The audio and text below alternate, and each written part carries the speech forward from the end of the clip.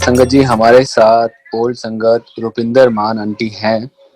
हम उनको इनवाइट करते हैं, रिक्वेस्ट करते हैं आए और सत्संग शेयर करें। रुपिंदर आंटी। गुरु महाराज और गुरु महाराज की साथ संगत को मेरा कोटि कोटि प्रणाम। हम हमेशा सबसे पहले यही बताते हैं कि हम गुरु महाराज से कैसे जुड़े।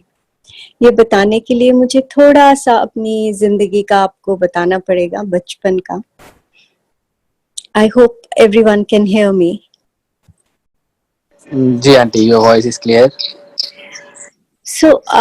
मेरी फैमिली जो है मोस्टली आर्मी बैकग्राउंड की है। जब मैं छोटी होती थी तो मेरे पे मेरी नानी जी का और मेरे दादाजी का बड़ा इन्फ्लुएंस था, और ये दोनों बड़े स्पिरिचुअल थे, बहुत पाठ पूजा करते थे, दोनों के गुरु महाराज थे। तो जब भी इन्होंने बात करना तो यही बोलना कि गुरु के बिना कभी गति नहीं होती और गुरु धारण करना बहुत जरूरी होता है। तो मुझे हमेशा लगता था कि मेरा भी कोई गुरु होने चाहिए ताकि मैं भी इस भौजल से पार हो सकूं। सो बचपन में मेरे ऐसे थॉट्स होते थे। पर जब भी मैंने रिक्वेस्ट करना कि मुझे भी किसी से नाम ले दो, तो किसी ने ना लेके देना। एंड मेरे दादी जी ने बोलना कि नहीं, इसकी शादी कहीं ऐसी जगह हो गई जहाँ पे उनको नहीं अच्छा लगे तो ये गलत हो जाएगा, तो इसको नाम नहीं लेके देना। बड़े हुए, शादी हो गई। शादी ऐसे घर में हुई जहाँ वो गुरु ग्रंथ साहब जी को बहुत मानते थे, पर कोई गुरु को नहीं मानते थे। वो सोचते थे कि गुरु ग्रंथ साहब जी गुरु है। अब जब शादी होती है तो आदमी इतना इन्वॉल्व हो जाता है अपने सारे कामों में कि भगवान आपके हमेशा बैक सीट ले लेते हैं। तो ऐसे ही मेरे साथ हुआ। जिंदगी निकलती गई, आस्ते आस्ते बच्चे हो गए। हर एक के लाइफ में एक टाइम आता है जब हम पीछे मुड़ के देखते हैं और सोचते हैं कि क्या जिंदगी है। You have children, you have a house, आपके पास सब कुछ है भगवान का दिया हुआ, पर एक मन में ना एक हमेशा एक खालीपन सा होता था कि नहीं, देयर इज समथिंग मोर, यही नहीं है सिर्फ जिंदगी। तो ऐसे ही मतलब मेरा वो स्टेज चल रही थी जब मुझे लग रहा था कि नहीं, ये नहीं है मुझे, मतलब शांत नहीं हूं मैं अंदर से। तो मेरे दादाजी मेरे पास आए और हम बैठे हुए थे, तो मुझे बोलते हैं कि बेटा, मैंने ना तेरे भाइयों को के नाम पे जमीन लगवा दी है सारी, और तेरे लिए तो बेटा मैंने कुछ नहीं रखा, तू बता तेरे को क्या चाहिए। तो मैंने उस दिन अपने दादाजी को बोला, मैंने कहा बापू जी, आप कहते हो ना कि गुरु से बढ़ के कोई धन नहीं होता, तो आप मेरे लिए प्रे करो कि मुझे गुरु मिल जाए। He closed his eyes और उन्होंने मेरे लिए प्रे किया। उसके कुछ दिन बाद मैं चंडीगढ़ आ गई। मेरे पेरेंट्स चंडीगढ़ में थे। जब मैं आई तो मेरे मदर मुझे बोलते हैं कि बेटा, इत्थे एक ना गुरु महाराज आए हुए हैं अपने घर के बिल्कुल सामने, है ना, ते would you like to go, तू जाना चाहेंगी? मैं क्या, हाँ मम्मा डेफिनेटली। शाम आई, हम गए। जैसे ही गेट पे पहुंचे मुझे इतनी ज्यादा फ्रेग्रेंस आई कि मैं बता नहीं सकती। और मैंने सोचा, मैंने कहा बड़ी अगरबत्तियां लगाई हुई हैं इन लोगों ने, इतनी ज्यादा fragrance, it's almost over powering you. अंदर गए तो फ्रेग्रेंस बढ़ती जाए। आगे गुरुजी बैठे हुए थे, मैं उनके पास गई, उन्होंने बात करी मेरे से थोड़ी बहुत। अच्छा, तू मेरठ तो आई है? मैं क्या, हाँ जी। मुझे याद नहीं है, उन्होंने मुझसे थोड़ी देर बात करी और मैं साइड में उनके पास बैठ गई। संगत जी, मैं 2 घंटे वहां बैठी रही। वो 2 घंटे मैं वहां रोती रही। मुझे नहीं पता मेरे क्यों आंसू आ रहे थे, बट मैं कॉन्स्टेंटली रो रही थी। उसके बाद लंगर खाया, वापस आ गए। उन दिनों मैं बहुत ज्यादा ना सुखमनी साहब का पाठ करती होती थी। वापस आए और अगला दिन हुआ, फिर गए। अगले दिन गए तो वी आर ऑल ह्यूमंस, मेरा दिमाग उस दिन काम करने लग गया। जैसे ही मैं गई, मैं बिल्कुल गुरुजी के सामने बैठी हुई थी और मैंने गुरुजी को देखा और मैंने दिल में सोचा, मैंने कहा संत तो कहते हैं कि बड़े सिंपल होते हैं। इन्होंने तो बड़े फैंसी कपड़े पहने हुए हैं, सिल्क के रोब्स पहने हैं, लोग इनके पास बैठ के बातें कर रहे हैं, कोई इनके पांव दबा रहा है। ऐसी थॉट्स मेरे मन में आनी शुरू हो गई। जैसे ये थॉट्स आई, मुझे ना सुखमनी साहब से वो तुक याद आई कि साध का निंदक महाहत्यारा, साध का निंदक परमेश्वर मारा। जैसे ही मेरे दिमाग में वो आई, मैंने आंखें बंद करी और मैंने बोला कि मैनू नहीं पता तुसी कौन हो, मैनू दसो तुसी कौन हो। संगत जी, मेरे सिर में इतनी जोर से आवाज आई जैसे गुरुजी मेरे अंदर बोल रहे हैं। देखो, कहते तू मेरे कपड़े देखन आई है, ये कपड़े तो मैं उन्हां ਲਈ पाए है जिन्हां ਨੂੰ मैं इथों वापस भेजना है। तू इन्हां कपड़ियां तो अगे आके देख मैं की है। मैं एकदम हैरान होके और मैंने आंखें खोली और मैंने गुरुजी की तरफ देखना शुरू कर दिया और वो मुझको देख के मुस्कुरा रहे थे। That was my first experience of Guruji as Paramatma, as Mahashiv. उसके बाद मैं गुरुजी के पास हम जाते रहे, जितने दिन भी मैं वहां थी। मेरे husband good human being, but उन्होंने कभी भी उनको बोलो कि गुरुद्वारे चले तो वो मुझे बोलते थे अच्छा ठीक है, आई टेक यू, पर मैं बाहर खड़ा होऊंगा, तू अंदर माथा टेक के जल्दी से बाहर आ जाना। तो मतलब वो ऐसे थे। एंड जब गुरुजी के पास मैं जाना शुरू हो गई तो ये मेरे को लेने आए। जब लेने आए तो we were suppose to go for a party. तो मुझे ये था कि नहीं, मैंने तो गुरुजी के पास जाना है और अब ये पार्टी पे जाना पड़ेगा। सो एनीवेज रिफ्यूज नहीं कर सकते थे। तो मैंने इनको रिक्वेस्ट किया, मैंने कहा प्लीज मैं ना 2 मिनट में आ जाऊंगी, मैं ना माथा टेक के और फटाफट वापस आ जाऊंगी, can I go? He said okay. मुझे पता था कि he won't come, so I didn't even ask him. Anyways मैं अंदर गई और मैंने देखा कि इतनी लंबी लाइन। मैंने तो कहा आज तो पक्का से he is going to get after me, मुझे डांट पड़ेगी। एनीवेज मैं खड़ी हो गई लाइन में और मैं वहीं से बोलती रही, मैं कि Guruji please can you call him, उसको भी यहाँ बुला लो ताकि मुझे डांट ना पड़े। और मैंने थोड़ी देर बाद मुड़ के देखा तो he was standing in the line.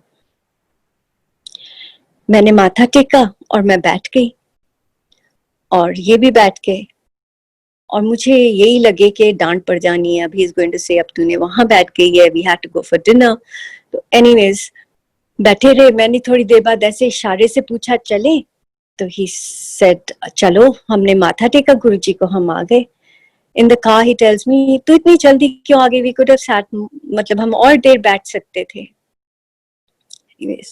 गुरुजी ने मुझे अपने 2 स्वरूप दिए। मैं अपने इन लॉज के पास उस वक्त थी तो मैं वो स्वरूप लगा नहीं सकती थी क्योंकि मेरे मदर इन लॉ बिल्कुल भी अलाउ नहीं करते और मुझे पता है कि मुझे कुछ उल्टा सीधा सुनने को मिलता। तो मैंने वो दोनों स्वरूप एक फाइल में डाल के और रख दिए। ये मेरा दुर्भाग्य है कि मैंने उस टाइम पे मेरे में इतनी हिम्मत नहीं थी कि मैं अपने गुरु महाराज की स्वरूप लगा सकती, of which I feel very guilty today. Anyways, that is life. हम में सब में कुछ ना कुछ कमजोरियां, कमियां होती हैं। उसके बाद मेरे हस्बैंड की पोस्टिंग जो थी लेबनान हो गई। My husband was very fond of his drink, मतलब पीने के शौकीन थे। लेबनान पोस्टिंग हो गई और वो लेबनान चले गए अपनी यूनिट के साथ ही। वो उस वक्त यूनिट को कमांड कर रहे थे, हेड कर रहे थे। वहां गए और मैं गुरुजी के पास बीच बीच में आ जाती थी। मेरठ में थे हम, तो जब भी मेरे को मौका लगता था मैं गुरुजी के पास आ जाती थी। तो ये लेबनान में जब गए तो वहां जाके बहुत ज्यादा बीमार हो गए और मुझे मैसेज आया कि he is not well and that I am suppose to come right away. उस दिन मैं वहां से, उस दिन शिवरात्रि थी और मैं शिवरात्रि को हमेशा व्रत रखती होती थी। तो I am from a Sikh family, पर पता नहीं क्यों मैं शिव जी में बहुत बिलीव करती थी। तो मैं जब आई दिल्ली, तो दिल्ली में इनकी यूनिट का एक पार्ट, मतलब एक हिस्सा वहीं पे होता था दिल्ली में ही, टेंट्स में थे ये लोग। तो मैं वहां उनके पास पहले पहुंची, तो उन लोगों ने मुझे बोला कि मैम आप खाना खा लो। फिर मैं कहूँ नहीं, आप मुझे गुरुजी के पास ले चलो, मैंने खाना नहीं खाना। They just insisted कि मैम आप खाना खा लो, फिर हम आपको गुरुजी के पास ले जाएंगे। अब मेरी हालत ऐसी थी कि मैं उनके साथ इंसिस्ट नहीं करना चाह रही थी, तो मैंने प्लेट पकड़ ली, और जैसे ही मैंने फर्स्ट बाइट ली तो वो मीट था, और मेरे को इतना मन मेरा खराब हुआ। मैंने कहा नहीं, मैं नहीं खा सकती, आज शिवरात्रि और तुम लोगों ने मुझे मीट दे दिया, I don't want to eat, चलो आप मेरे को गुरुजी के पास लेके चलो। संगत जी, मैं इतनी बार गुरुजी के छोटे मंदिर गई थी, पर उस दिन मैं 2 घंटे घूमती रही, मुझे रास्ता ही नहीं मिला। I couldn't even show them the way. मतलब मैं बिल्कुल गुम गई। और जब मैं वहां पहुंची तो सुदामा बाहर आए, तब तक 11:30 करीब हो गया था।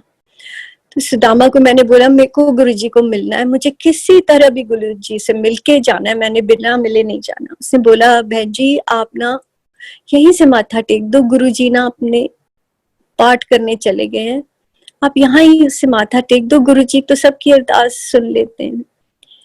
मैंने वहीं से माथा टेका और मैं वापस आ गई। I went to Lebanon.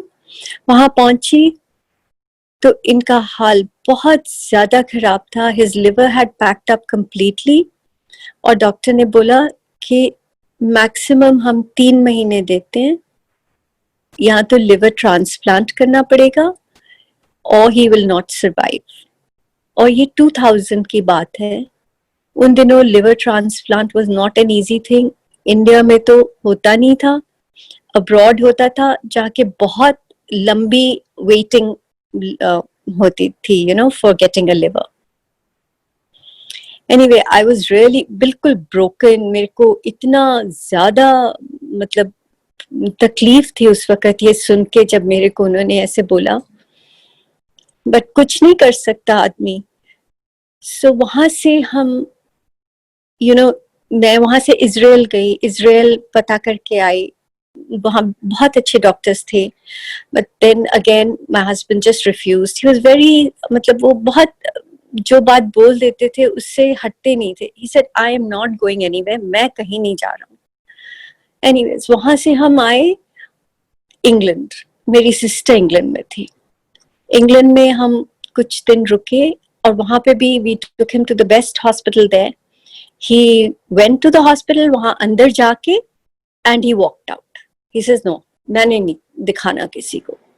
मतलब मेरी सिचुएशन ऐसी हो गई थी, एक तो मुझे इस बात का दुख कि पता नहीं क्या होगा, whether he will survive or he will not survive, and he was least bothered.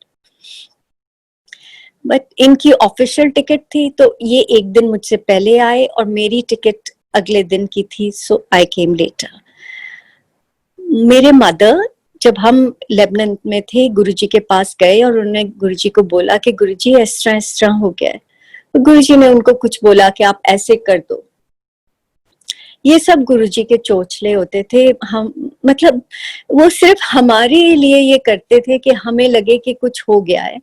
उन्होंने थोड़ी, मतलब ये छोटे छोटे टोटकों में थोड़ी, गुरुजी ने तो आपको ब्लेस करना है तो एक नजर से आपको ब्लेस कर देना है और आपके सब काम सही हो जाने। एनीवेज, मेरे मदर को जो उन्होंने बोला, मेरे मदर ने कर दिया।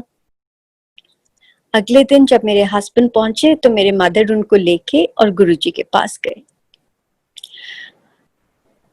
उन्होंने गुरुजी को माथा टेका और पीछे जाके बैठ गए, और मेरे मामा को बोलने लग गए कि तुसी मम्मी मैनू इत्थे लै आए हो, इत्थे की हो जाएगा, है ना। एवें आजकल साध जड़े है, इट पुट्टियां पंजाबी में बोलते हैं कि अगर ईंट उठाओ तो साधु मिल जाते हैं। आप मेरे को कहाँ लेके आए हो, मैं इतनी तकलीफ में, और आपने मुझे यहाँ पीछे बैठ के, वो गुरुजी को उल्टा सीधा पता नहीं क्या क्या नहीं उन्होंने बोला। अगले दिन मैं पहुंची तो मैं गुरुजी के पास गई, और मैंने गुरुजी के पास बैठ के मैंने कहा गुरुजी, मेरे मुंह से कुछ निकल ही नहीं रहा था। मैं कहा गुरुजी प्लीज लालजी ठीक कर दो। गुरुजी मुझे ना डांट के, इतनी जोर से गुरुजी ने डांटा, कहते नास्तिक है, मैं की कर सकता है। और मैं ना एकदम से डर के मैं कोने में बैठ के और रोना शुरू हो गई। मैंने कहा जब इन्होंने ही कुछ नहीं करना तो फिर तो कुछ हो ही नहीं सकता। Anyways I was weeping. Guruji ने थोड़ी देर बाद मेरी तरफ देखा और मुझे बोला इधर आ, और मुझे भी कुछ ऐसे ही बोला कि ऐसे कर दे, ऐसे कर दे। अच्छा जी, मैंने जाके कर दिया। उसके बाद मैं हर रोज गुरुजी के पास शाम को पहुंच जाती थी, क्योंकि हम दिल्ली में थे, we were in those tents, so I used to come. मैं गुरुजी के पास हर रोज शाम को आई वुड गो टू गुरुजी। संगत जी, सबसे पहले जो हुआ, मेरा डर आस्ते आस्ते निकलने लग गया। मेरे को शांति सी आ गई मन में। बैठी होती थी गुरुजी के पास, और एक दिन जब मैं गुरुजी के पास से वापस गई हूँ रात को, तो मैं सो रही थी। सोते सोते मुझे एकदम से ऐसे लगा जैसे किसी ने टेंट का फ्लैप खोला है। आई वाज स्लीपिंग, सो मेरे को ना ऐसे लगा कि आई एम ड्रीमिंग, और एकदम से मुझे आवाज आती है और गुरुजी कहते उठ जा, हुन सुत्ती पई है, मैं उन्हें ठीक करन आया। मैं डर के मारे उठ के बैठ गई और मैं सुखमनी साहब का पाठ करने लग गई। संगत जी, right in the centre of my forehead, जहां पे बिल्कुल बीच में जहां हम बिंदी लगाते हैं, वहां पे अंदर मेरे एक ऐसे जैसे कैमरा का अपर्चर खुलता है ना, जब हम जो पुराने कैमरास होते थे उनमें जब आप उनको ऑन करते थे तो एक अपर्चर सा खुलता था, ऐसे मेरे सेंटर में एक अपर्चर सा खुला और गुरुजी वहां पे लाल चोले में बैठे हैं और मैं कहते उठ हुन, उन्हें मैं ठीक करने आया। और आई वाज सो स्कैर्ड और मुझे समझ ही नहीं आ रहा था, तो मैं सुखमनी साहब का पाठ ही करती जा रही थी और मुझे ऐसी स्मेल्स आनी शुरू हो गई जैसे ऑपरेशन थिएटर में आती है। तो थोड़ी देर के बाद वो अपर्चर बंद हो गया और एक जैसे हवा सी बाहर जाती है, ऐसे हवा सी बाहर गई और मैं थोड़ी देर के बाद लेट गई और पाठ करते करते मुझे नहीं पता मैं कब सो गई। नेक्स्ट डे जब मैं गुरुजी के पास गई तो गुरुजी मेरे को स्माइल करके कहते हैं फिर करता ना कल्याण। एंड आप मानोगे नहीं कि इतना his condition was so bad and he did not stop drinking even after that. उसके मतलब इतना बुरा हाल था, फिर भी पीना नहीं बंद किया और कुछ नहीं हुआ। जब भी मैं गुरुजी के पास जाती थी, एक another thing I like tell you, कि जब मैं गुरुजी के पास गई तो मैंने देखा कि गुरुजी के नेल्स नीले हुए हुए थे उस दिन, और मुझे देखते ही इतना मन के अंदर दुख हुआ कि मैंने अपनी स्वार्थ के लिए अपने गुरु के ऊपर अपना दुख डाला है। और मेरे गुरु इतने महान है कि उन्होंने मुझे ब्लेस किया है। उस वक्त संगत जी, मैंने सोचा कि मैं आज के बाद गुरु महाराज आपसे कुछ नहीं मांगूंगी। उसके बाद जब भी गुरुजी के पास जाती थी, गुरुजी मुझे सीधा, मैं खड़े होके आंखें बंद करके, मेरा गुरुजी से हमेशा से यही चीज होती थी, मैं कहती थी गुरुजी लाल जी को मेरा मीत बना दो। Lal ji is my husbands name. और गुरुजी अपना मुंह खोल के मुझे बोलते थे मान मिथनी, हिज सरनेम वाज मान। और मेरे से कभी आगे नहीं बोला जाता था कुछ। The next question Guruji would ask me is, "की हाल है मानदा?" And I would say, "ठीक है गुरुजी." The third question used to be, "P रहा है?" And I would say, "हाँ जी गुरुजी." And he would say, "pin they." This was the standard thing between me and Guruji. मतलब जब भी मैं गुरुजी के पास जाती थी या होती थी, हमारे डायलॉग यही होते थे हमेशा से, हमेशा। और मुझ में कभी हिम्मत नहीं होती थी कि मैं बोलूं कि गुरुजी उन्हें हटा दो या ना पीन दो या कुछ, you know like that. Anyways, एक दिन गुरुजी ने जब मुझे ये बोला कि की हाल है मानदा, ऐसे ठीक है गुरुजी, पी रहा है? मैं क्या हाँ जी गुरुजी। कहते पीन दे। Always it was the same dialogue. Sangeet ji, not मैंने ये देखा है कि जब हम कनेक्ट होते हैं ना, तो हमारे आसपास के जितने लोग हैं वो गुरुजी से अपने आप कनेक्ट होना शुरू हो जाते हैं। ऐसे ही आई वाज वर्किंग, तो मेरे स्कूल में बहुत सारी टीचर्स थी। सो एक बार मतलब मैं उनके पास गुरुजी की बातें करती रहती होती थी, तो उन्होंने मुझे एक बार बोला, मैम हम भी आपके गुरुजी को मिलना चाहते हैं। सो आई सेड ठीक है, लेट्स गो। तो हम 2 वैन्स ली हमने अम्बाला से और हम गुरुजी के पास पहुंचे। उनमें से एक लड़की ऐसी थी जिसको बहुत ज्यादा प्रॉब्लम्स थी, फैमिली वाज ट्रबलिंग हर। उसका हस्बैंड, उसके इन लॉज बहुत तंग करते थे उसको।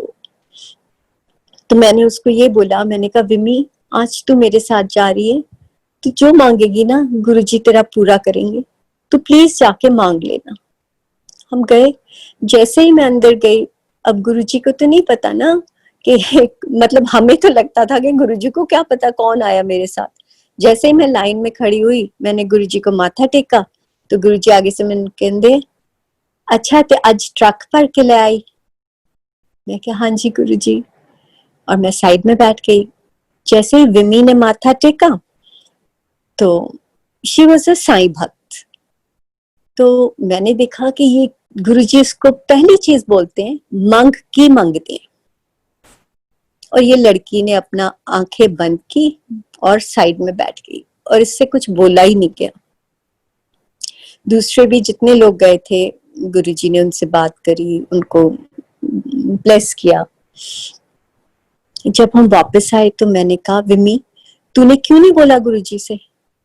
कहती, मैम मुझे तो गुरुजी वहां दिखे ही नहीं, मुझे तो साईं बाबा दिख रहे थे, तो मैं क्या बोलती? कहती, पता नहीं मेरे से तो बोला ही नहीं गया।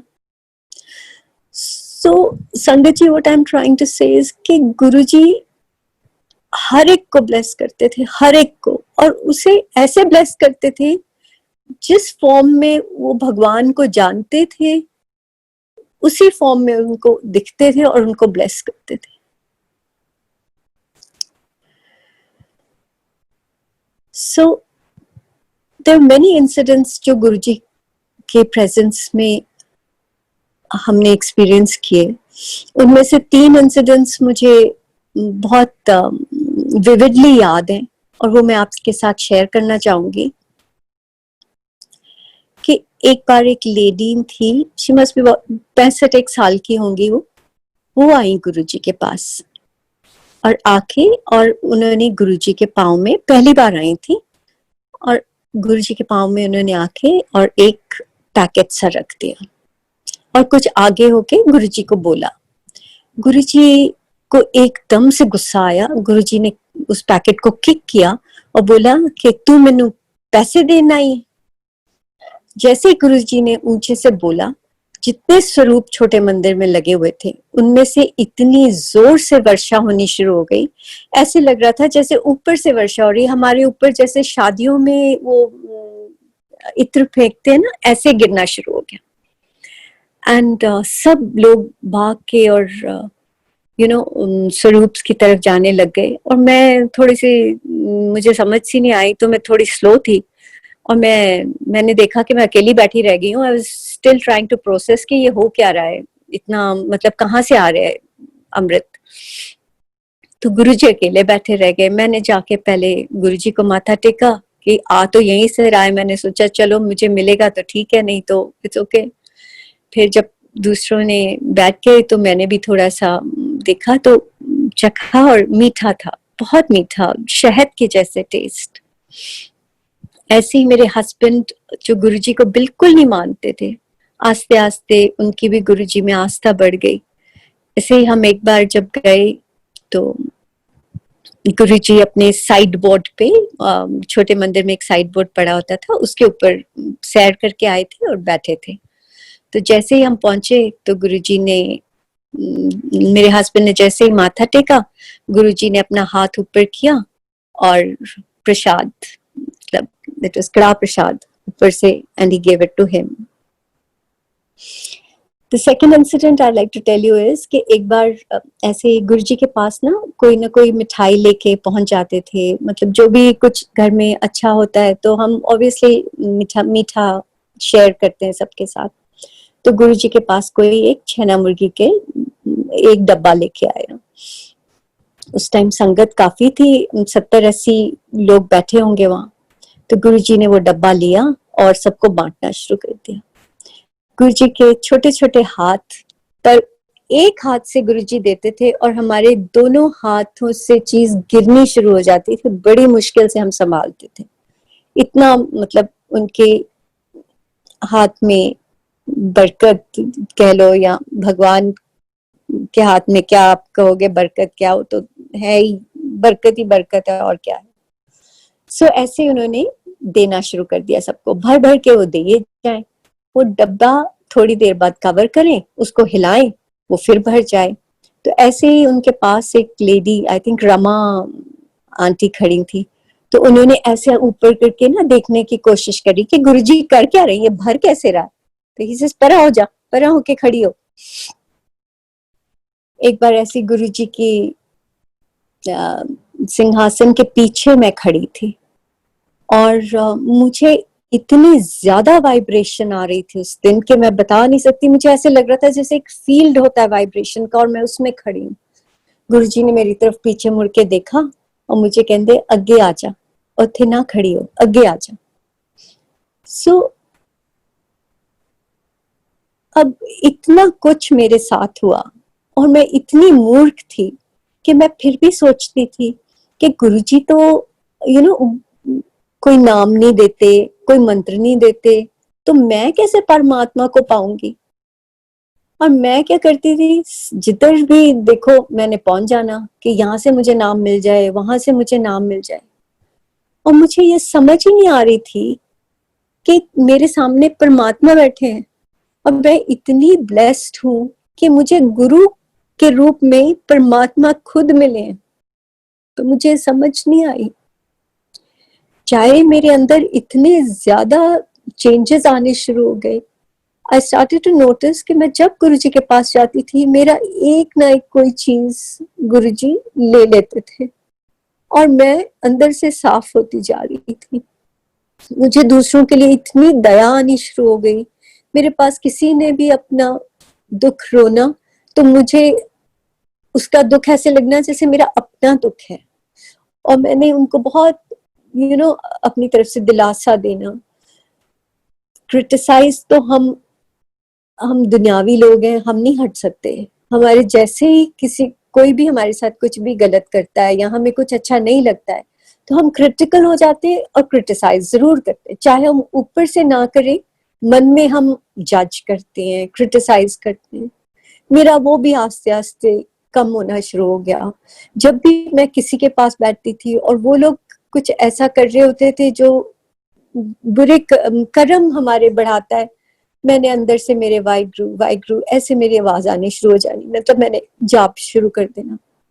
ये सब मेरा गुरु जी के प्रेजेंस में हुआ। मतलब एक होते हैं संत महाराज जो तुम्हें एक मंत्र देते, उस मंत्र को करके तुम अपना स्पिरिचुअल जर्नी में आगे जा सकते हो। और यहाँ परमात्मा थे जो तुमको कुछ नहीं करने को बोलते थे और तुमको बदलते, तुमको अंदर से साफ कर देते थे, तुम्हें प्योर बनाते थे। पर हमारे आंखों पे पर्दा होता था, हमें नहीं समझ आ रहा था कि हमारे साथ क्या हो रहा है, कि हमारे को परमात्मा ब्लेस करने आए हैं, हमारे को अपने साथ उन्होंने जोड़ा है। हम गुरु को नहीं चूज कर सकते, गुरु हमको चूज करते। संगत जी, we are extremely blessed, so blessed that I can't tell you कि हमारे को परमात्मा एक गुरु के रूप में मिले हैं। इससे बड़ी ब्लेसिंग हो ही नहीं सकती। और ये छोटी छोटी दुनिया की जो चीजें हैं, ये तो हम गुरुजी से मांगते ही रहते हैं, पर हमने कभी गुरुजी को ये नहीं बोला कि गुरुजी तुसी सानू अपने नाल जोड़ो। जो बड़ी चीज है, जो वो चीज है जो सानू थोड़े नाल एक कर देगी, सानू वो ब्लेसिंग दो। जब मैं गुरुजी को सैटरडे को मिलने गई तो जब हम गुरुजी के पास में बैठी थी उस दिन पता नहीं मुझे क्या हुआ, this is in May, that's just a few days before Guruji left his chola, the Saturday before that. जब मैं गई तो पता नहीं उस दिन मुझे क्या हुआ, मैं बैठ के और रोना शुरू कर दिया पीछे, कोई रीजन नहीं था, पता नहीं मेरे क्यों आंसू आते जा रहे थे। उस दिन जब मैंने गुरुजी को माथा टेका तो वही स्टैंडर्ड गुरुजी कहते, मैं दिल सोचा मैं कि गुरुजी लाल जी नु ना मेरा मीत बना दो। गुरुजी कहते मान मितनी, नेक्स्ट थिंग इज की हाल मानदा, आई सेड ठीक है गुरुजी। ही सेज पी रहे, मैं क्या हाँ जी गुरुजी। कहते पीन दे। उस दिन पता नहीं मुझ में कहाँ से हिम्मत आई, तो मैंने कहा, आगे से मेरे मुंह से निकला ते गुरुजी मैनू कहते तू मेरे कोल बैठ जा। उस दिन गुरुजी मतलब हम सबको जब लंगर हो जाता था सबको बोलते थे अच्छा जाओ जाओ, ऐसे करके हाथ से इशारा करते थे। उस दिन आई वाज लकी, मुझे नहीं बोला, मैं बैठी रही। तो गुरुजी अंदर गए अपने कमरे में, तब थोड़े से लोग रह गए थे। अपने कमरे में गए, अपना चोला बदल के आए और मैं नीचे बैठी हुई थी, आके मेरे बिल्कुल पास बैठ के। और उस दिन गुरुजी बड़े पेंसिव से मूड में थे, मतलब थोड़े जैसे हम सोच में होते हैं ना, ऐसे थे उस दिन।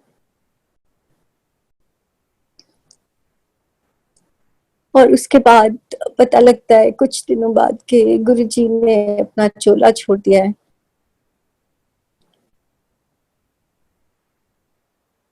पता नहीं क्यों, पर उस दिन जब हम वहां पहुंचे बड़े मंदिर में, मुझे रोना ही नहीं आया। मैं बस बैठ के देखती रही, मुझे लगा कि नहीं गुरुजी कहीं नहीं गए, गुरुजी इत्थे ही है, गुरुजी किते जा ही नहीं सकते, गुरुजी हमेशा साडे नाल ने। पर हम वी आर ह्यूमन बीइंग्स। कुछ देर बाद ऐसे लगना शुरू हुआ, गुरुजी तुसी किथे चले गए, सानू कौन है देखने वाला, साडा कोई नहीं रह गया। जब भी कोई मुश्किल आती है या कुछ भी होता है, मन उदास होता है, तो गुरुजी की मतलब ऐसे लगता है कि हम गुरुजी के पास भाग के पहुंच जाते थे। चाहे नहीं भी दुख होता था, मन उदास ही होता था, तब भी वहां जाते थे तो ऐसे ही मन शांत हो जाता था। सो एक दिन आई रिमेम्बर के गुरु पूर्णिमा थी,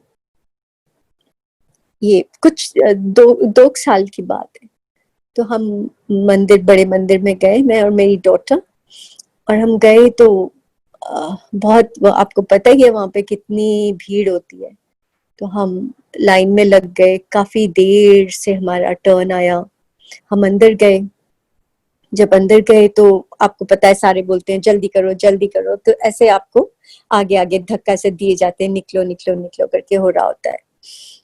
तो हमको शायद वो बहुत ऑड लगता है, क्योंकि हम तो गुरुजी के पास जाते थे ऐसे जैसे अंदर चल के चले गए, जाके माथा टेका, बैठ के। तो अब ऐसे लगता था कि क्या हो रहा है हमारे साथ यहाँ।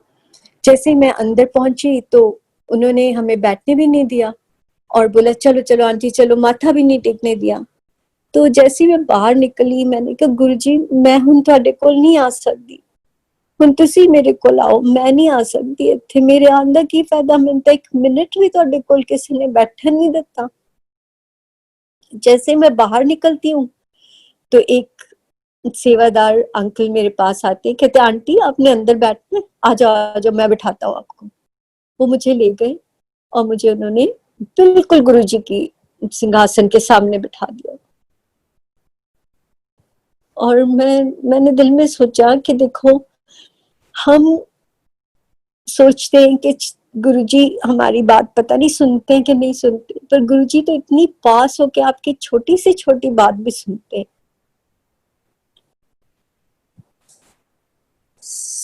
संगत जी, I can only say one thing, that Guru Maharaj is here to bless each one of us. वो हर एक की बात सुनते हैं, हर एक, चाहे हम हमारे कैसे भी कर्म हो, वो हमें अपने साथ जोड़ लेते हैं, तो हमारा सब कुछ वो संभालते हैं। We are extremely, extremely blessed.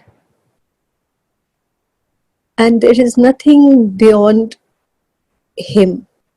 He is God Almighty. ये बात जो नई संगत है उनको समझ है, पर जो हम थे हमें समझ नहीं थी. हमें नहीं पता था, पता नहीं वो कैसे हमारी आंखों पे पर्दा डालते थे.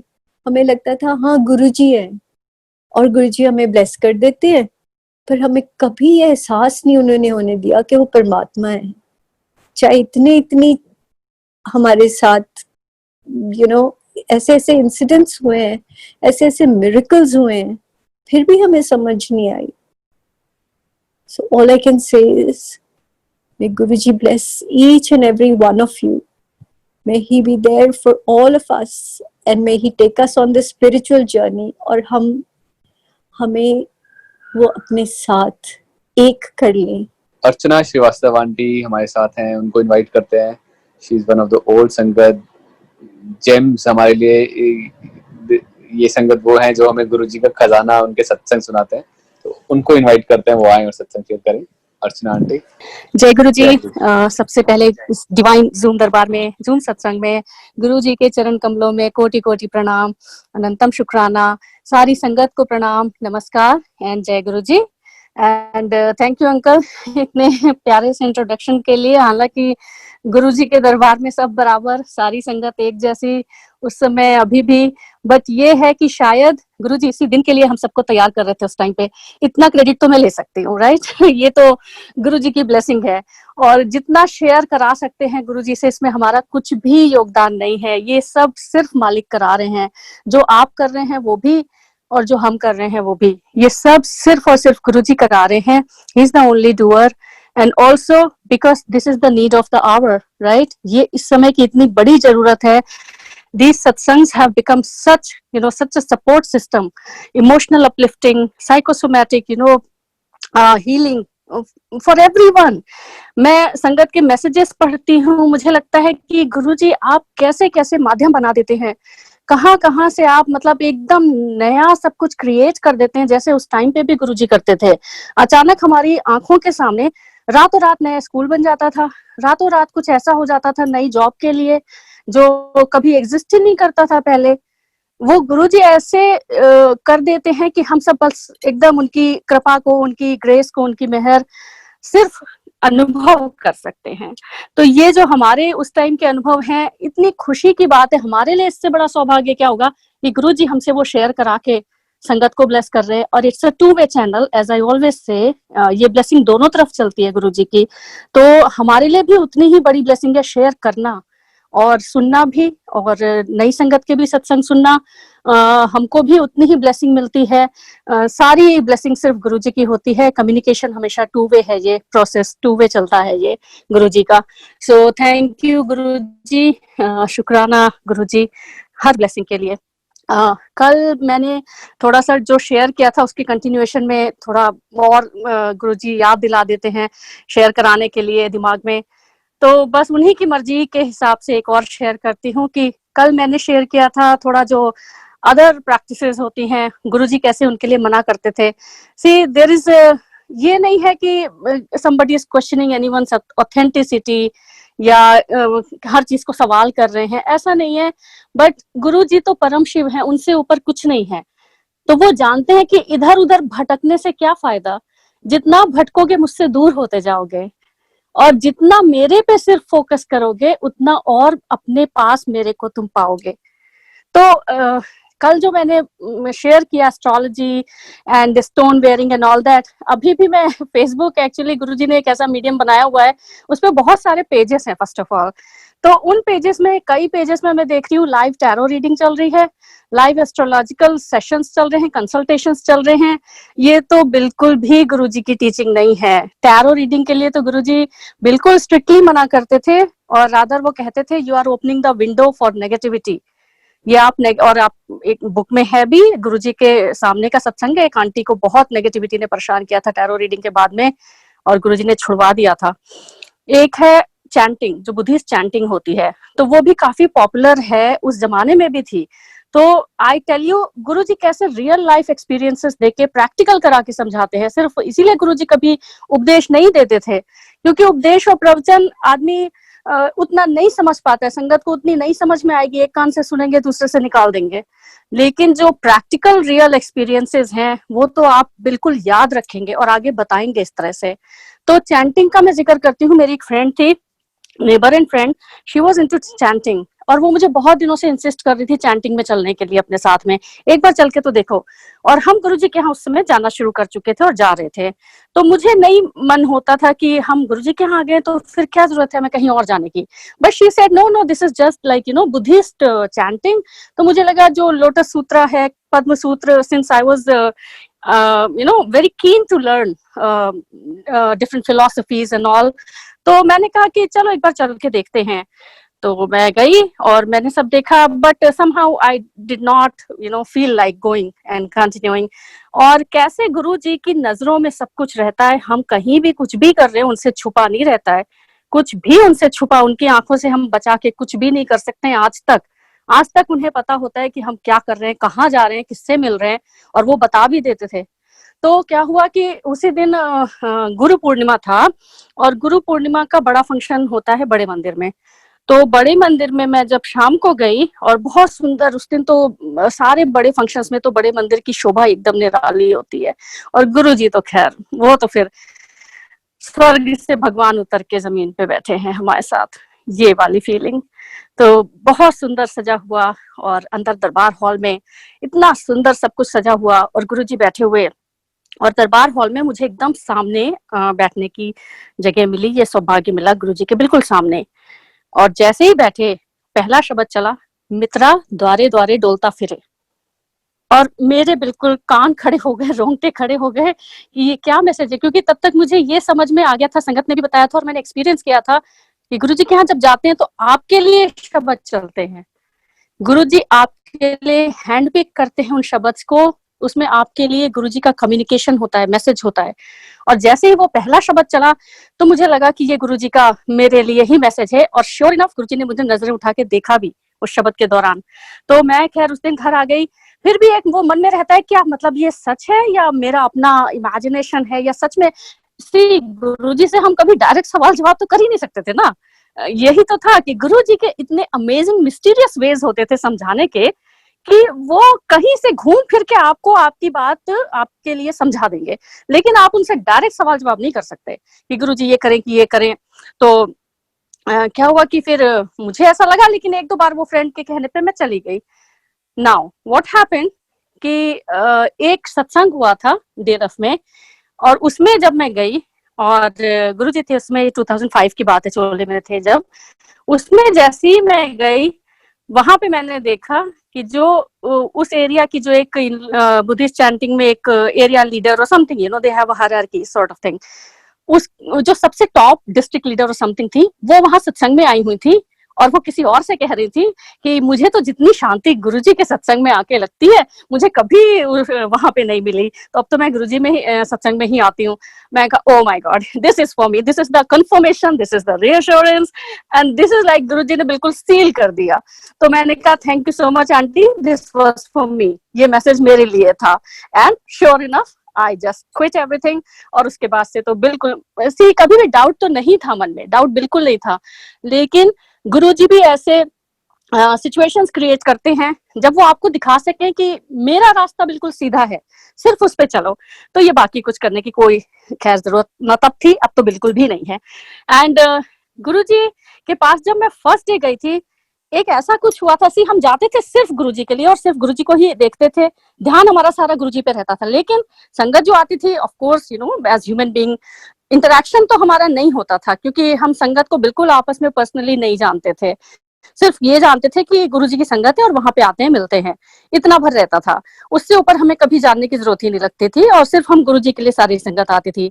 लेकिन आंटियां बहुत अच्छे से गुरुजी के लिए ड्रेसअप होके, तैयार होके, तो बड़ा अच्छा लगता था, क्योंकि से गुरुजी हमारे रसिक बैरागी बैठते थे जब सिंहासन पे, इतने शानदार चोलों में, इतने मैजिकल, इतने रॉयल और बिल्कुल मैजेस्टिक ऐसे बन के ना, तो मतलब बहुत ही सुंदर, बहुत डिवाइन लगते थे। तो उनकी संगत में भी वो झलक आती थी, क्योंकि गुरुजी खुद चाहते थे कि उनकी संगत बहुत अच्छी तरह, स्पेशली आंटीज को तो गुरुजी ने इतना ब्लेस किया। कमांडर शर्मा अंकल हमेशा बोलते हैं कि आंटियों को गुरुजी ने सच में बहुत ब्लेस किया है। इसीलिए we talk about like diversity nowadays everywhere. Guruji के दरबार से ज्यादा डाइवर्सिटी मुझे कहीं नहीं दिखी, किसी भी कॉर्पोरेट ऑर्गेनाइजेशन में कहीं भी नहीं। आंटियों को गुरुजी ने इतना रिगार्ड दिया, इतनी रिस्पेक्ट दी, इतना अफेक्शन दिया, अब मतलब इतना ज्यादा जिसको बोलते हैं ना कि हमें इतना भाव दिया और हमें एकदम अपने चरणों से लगा के रखा, इतना ब्लेस किया, क्योंकि उनको पता था कि हमें ब्लेस कर रहे हैं, मतलब हमारे थ्रू बहुतों को कर रहे हैं। इसीलिए गुरुजी ने ये भी बोला था, छोटे बच्चे भी बाद में मना हो गए थे संगत में लाने, क्योंकि उन्होंने कहा था गुरुजी ने कि जब आप लंगर कर रहे हो तो आपके थ्रू आपके बच्चों को ब्लेसिंग मिलेगी घर बैठे। तो छोटे बच्चे बाद में मना हो गए थे, 10 साल से नीचे वाले संगत में आने के लिए मना हुए थे। तो ये गुरुजी ने किया हुआ था। तो गुरुजी क्या, जो वो एक आंटियों को ब्लेस करने का तरीका था, one of that was the beautiful dresses, the attires, and आंटियां भी श्योर इनफ बिल्कुल वैसे ही आती थी, बिल्कुल लश्कारे मारते हुए, और बहुत ही सुंदर दरबार होता था और गुरुजी खुश होते थे। इनफैक्ट गुरुजी आंटियों से कहते थे, नवे सूट पा के आया करो, क्या वही पुराने पुराने पहन के आ जाते हो। तो मुझे ये बहुत गुरुजी का ये इतना प्यारा उनका एक ये तरीका होता था आंटियों को ब्लेस करने का, कि अच्छे से रहो, नए कपड़े बनाओ, अच्छी तरह से रहो, खुश रहोगे तो घर वाले भी खुश रहेंगे, आपके सारे रिलेटिव्स के साथ भी आपका इंटरेक्शन अच्छा रहेगा। ये भी उनके ब्लेस करने का एक तरीका होता है। बट फर्स्ट डे जब हम गुरुजी के यहाँ गए, एक अगर आपसे कुछ लेते हैं तो उसके बदले में कितना देते हैं। फर्स्ट डे जैसे ही हम पास गेट वॉक करके बाहर आ रहे थे, और वो मुझे पता नहीं लगा, मैं घर आई और मैंने देखा कि मेरे कान का तो गोल्ड इयररिंग गिर गया है। तो मुझे अंदर से लगा जरूर कि अरे ऐसे कैसे हो गया। लेकिन we belong to natively from Prayag, जहाँ पे संगम है गंगा जी का, यमुना जी का। तो वहां पे एक ऐसा एक लोकल कहावत बोली जाती है कि अगर गंगा जी में कुछ गिर जाए तो उसको दान समझ लेना चाहिए, उसके लिए परेशान नहीं होना चाहिए, क्योंकि वो कुछ आपका बुरा कर्म या ग्रह गंगा जी ले जाती हैं। तो मुझे वही वाला एकदम से याद आया फीलिंग, और मैंने कहा कि कोई बात नहीं, जो हो गया हो गया। मैंने किसी को बोला भी नहीं, कुछ नहीं। और उसी दिन रात में, आधी रात में करीब, this is such a personal satsang of mine, so close to my heart, I never share that, but गुरुजी अब सब बुलवा रहे हैं। अचानक इतनी जोर की आवाज हुई और बेड हमारा बिल्कुल टूट गया बीच से, और उसका साइड बोर्ड एकदम नीचे गिर गया, जैसे कोई बहुत ही पावरफुल, बहुत ही लाइक वजनी, बहुत पावरफुल कोई उस पे बैठ गया हो। ये हो गया और बिल्कुल हड़बड़ा के उठे हम, और ऑफ कोर्स पूरी रात तो मुझे फिर नींद भी रही। और गुरुजी का ऐसा एक इफेक्ट था दिलो दिमाग पे, इतना ज्यादा एक बिल्कुल मैग्नेटिक इफेक्ट था कि उसके चलते वैसे ही नींद नहीं आ रही थी। तो मैं खैर सुबह उठी और मैं भाटी आंटी के पास गई और मैंने उनसे पूछा कि आपके गुरुजी ने क्या किया, ये ऐसे ऐसे हुआ है, और मैं बहुत ही ज्यादा I am like very surprised. तो उन्होंने मुझे गुरुजी का स्वरूप दिया था, और उसके बाद से तो वो गुरुजी क्या निकालते हैं, कौन सी नेगेटिविटी निकालते हैं, वो गुरुजी जानते हैं। उस जो एक इयररिंग के बदले में गुरुजी ने बाद में मुझे इतनी ज्वेलरी ब्लेस की। आई एम नॉट सेइंग कि ये कोई बताने वाली बात है, लेकिन गुरुजी ने मुझे इतनी ज्वेलरी ब्लेस की, और हर नया ज्वेलरी मैं गुरुजी के पास पहन के जाती थी। आई एम टेलिंग यू कि मुझे लगता था ये गुरुजी के आती उस ज्वेलरी पीस को देख के, और कोई भी नई ड्रेस, कोई नया ज्वेलरी गुरुजी के पास पहन के जाने से जब वो नजरें उठा के देख लेते थे ना, तो लगता था ये ब्लेस हो गया, अब ये बहुत मेरे लिए अच्छा रहेगा इसको पहनना। और श्योर इनफ ऐसा होता भी था। लास्ट मैंने जब 2007 में अक्षय तृतीया थी, गोल्ड सूक नया नया खुला था गुड़गांव में, वहां से एक मंगलसूत्र खरीदा गोल्ड का, और मैं गुरुजी के पास पहन के उसको गई थी। जब बैसाखी का फंक्शन हुआ था, वो लास्ट फंक्शन था बड़े मंदिर का, और उसके बाद गुरुजी ने समाधि ले ली थी। बट आज तक जब मैं उसको देखती हूँ तो मुझे लगता है कि हाँ, इसे गुरुजी ने ब्लेस किया है अपनी नजरों से। तो अगर ईश्वर गुरुजी हमसे एक कुछ लेते हैं तो उसके बदले में न जाने क्या क्या वो हमें देते हैं, और शायद वो जो उन्होंने लिया वो हमारे लिए अच्छा भी नहीं था, शायद वो हमारे लिए अच्छा नहीं था, इसलिए उन्होंने ले लिया। लेकिन वो जानते हैं कि कहाँ से उसे पूरा करना है, कहाँ से कोई कमी नहीं रहने देनी है उनकी ब्लेसिंग में। So thank you so much Guruji, हमेशा ऐसे कनेक्ट कराने के लिए और हमेशा ऐसे ब्लेस करने के लिए सारी संगत को। आज हेल्थ रिलेटेड जितने सत्संग थे संगत के, कितनी खुशी होती है सुन के कि संगत के मन में इतना स्ट्रेंथ गुरुजी ने भर दी है कि हमें कुछ भी हो जाए, कोविड पॉजिटिव भी आ जाए तो लगता है कोई बात नहीं, गुरुजी है, सब संभाल लेंगे। यही विश्वास, यही हिम्मत ये गुरुजी ब्लेस करते हैं संगत को। सो thank you Guruji for everything. शुक्राना गुरुजी एंड थैंक यू संगत जी, आप लोगों का शुक्राना। जय गुरुजी।